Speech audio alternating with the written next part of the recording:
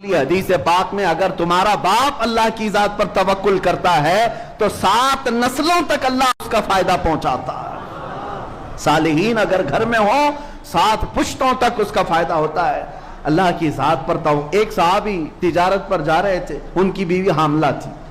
بیوی نے کہا ابھی اس حالت میں جا رہے ہو، بچے کی ولادت کے دن قریب ہیں، یہ بچہ ہے پیدا ہونے والا ہے، کس کے حوالے کر جا رہے ہو؟ صحابی اس خاتون کے اپنی بیگم کے پیٹ پر ہاتھ رکھتے ہیں اور کہتے ہیں یہ بچہ تو اللہ کے حوالے ہے، توکلت علی اللہ، اللہ کی ذات پر میں نے چھوڑ دیا ہے، گھبرا مت میں جلدی آ جاؤں گا تجارت سے۔ گئے، وہ تجارت پر گئے اور ادھر بچے کی ولادت ہونے سے پہلے ہی خاتون کا انتقال ہو گیا۔ درد ذہ میں، ولادت کے درد میں وہ برداشت نہ کر سکی، انتقال ہو گیا، لوگ لے گئے قبرستان میں دفن کر کے آ گئے۔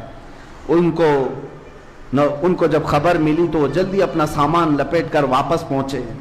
بڑا غم ہوا کہ بیگم نے کہا تھا اس حالت میں چھوڑ کر مت جاؤ، کاش میں ہوتا تو کچھ سہارا تو ہوتا، لیکن بہرحال غم کے عالم میں وہ قبرستان پہنچے اپنی بیوی کی قبر پر۔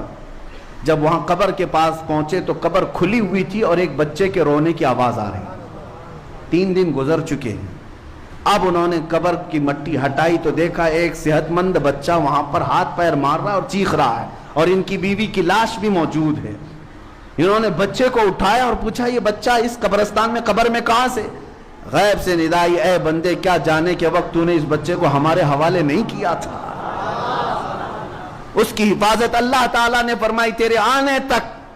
عزیزان گرامی وقار، اللہ کی ذات پر توکل اور یقین کرنے والے بندوں کو اللہ کبھی تنہا نہیں چھوڑتا، کبھی انہیں ضائع ہونے نہیں دیتا، امتحانات کی گھڑیوں سے گزارتا ہے، مگر اللہ ہر گھڑی تمہارے ساتھ ہے۔ قرآن میں اللہ فرماتا ہے کان حقا علینا نصر المؤمنین، ہم نے اپنے اوپر لازم کر لیا ہے کہ ایمان والوں کی مدد کریں گے، ایمان والوں کی مدد کریں گے۔ تمہیں کس قدر یہاں پر فراوانی ہے تم نے کبھی اندازہ کیا؟ اس رحمان کے جلوے تم نے دیکھے اس کائنات کے اندر؟ پیدا ہونے سے لے کر موت تک وہ ہماری حفاظت فرما رہا ہے ہر گھڑی، اور اس کے سجدوں میں، اس کی عبادتوں میں جو تم نافرمانی کرتے جا رہے ہو، قیامت کے دن بڑا پچھتاوا ہوگا، بڑا پچھتاوا ہوگا۔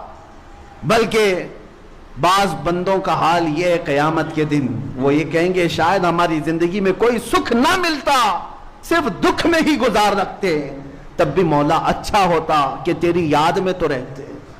آج جو یاد نہیں کیے تھے دنیا میں وہ پچھتا رہے ہوتے ہیں قیامت کے دن، اللہ کو یاد نہیں کیے تھے وہ پچھتا رہے ہوتے ہیں۔ میرے پاس خالی وقت تھا میں یاد نہیں کیا، میرے پاس ٹائم تھا میں سجدہ نہیں کیا اس کی بارگاہ میں۔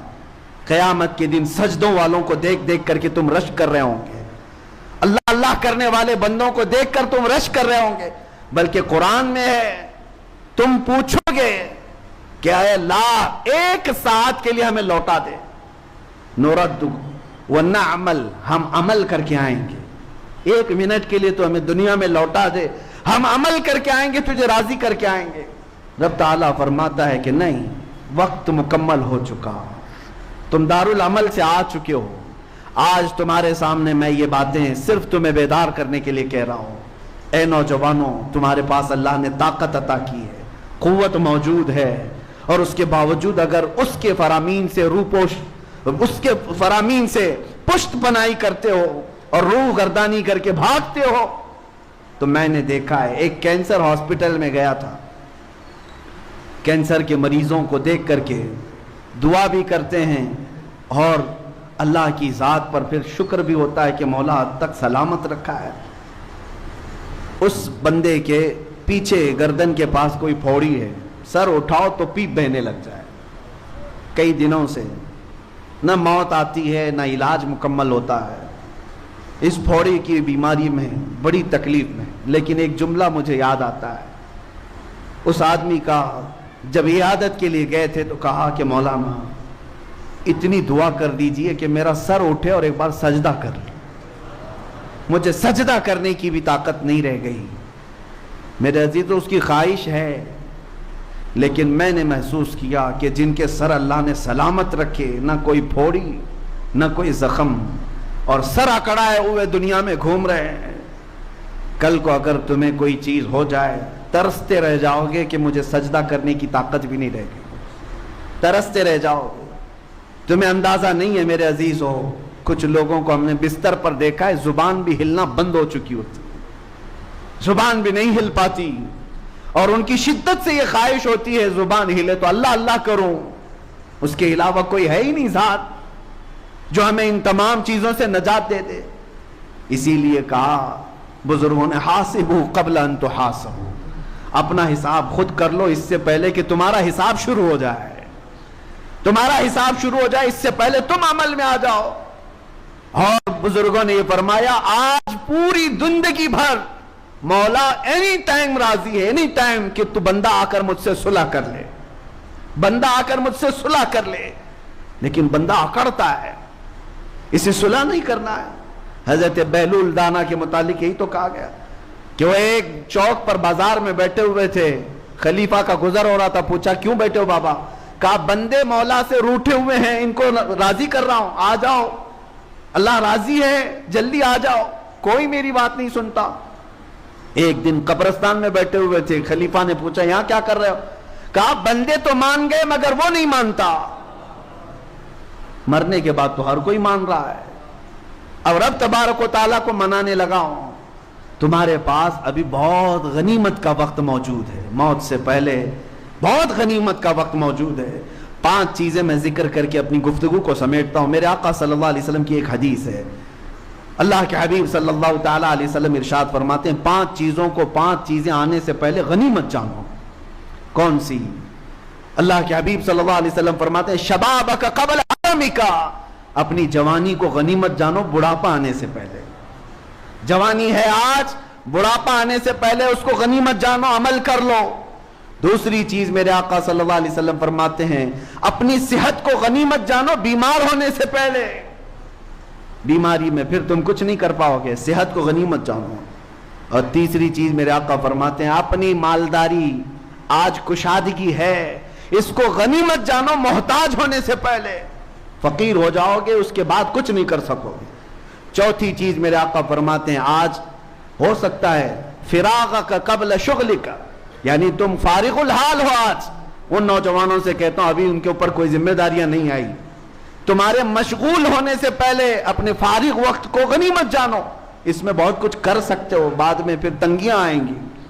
हम महसूस करते हैं जिम्मेदारियां कैसे बढ़ती चली जाती हैं और उसके बाद वक्त कैसे खत्म हो जाता है। नौजवानों को एहसास नहीं होता उनके पास कितना वक्त बाकी है, न बीवी का न बच्चों का, किसी का नहीं है, छोटे मोटे काम है, लेकिन उसको ये इंजॉयमेंट में गुजार रहे हैं, रात भर गेम खेलते हुए, रात भर इंटरनेट सर्च करते हुए तुम अपने फारिग वक्त को बर्बाद कर रहे हो। जब तुम मशगूल हो जाओगे ये दिन याद करोगे, वो दिन अच्छे थे। गनीमत जानो। 5वीं चीज जो सबसे बड़ी है, मेरे आका सल्लल्लाहु अलैहि वसल्लम फरमाते हैं, जवानी को बुढ़ापे से पहले, सेहतमंदी को बीमारी से पहले, मालदारी को मोहताजी से पहले, फारिगुल हाली को मशगूली से पहले, ये सब अपनी जगह पर, लेकिन जिंदगी को गनीमत जानो मौत आने से पहले। हो सकता है बीमारी में कुछ काम कर ले जाओगे, बुढ़ापे में कुछ काम, लेकिन मौत आने के बाद तो कुछ नहीं हो सकता। सारे अमाल मुनक़ता कर दिए जाएंगे, सब खत्म हो जाएगा।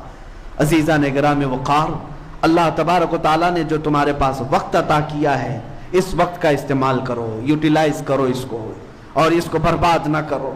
मैं उन नौजवानों को एक दर्स देना चाहूंगा जिन्होंने अपने आप को हिलाक कर दिया, अपने आप को बर्बाद किया।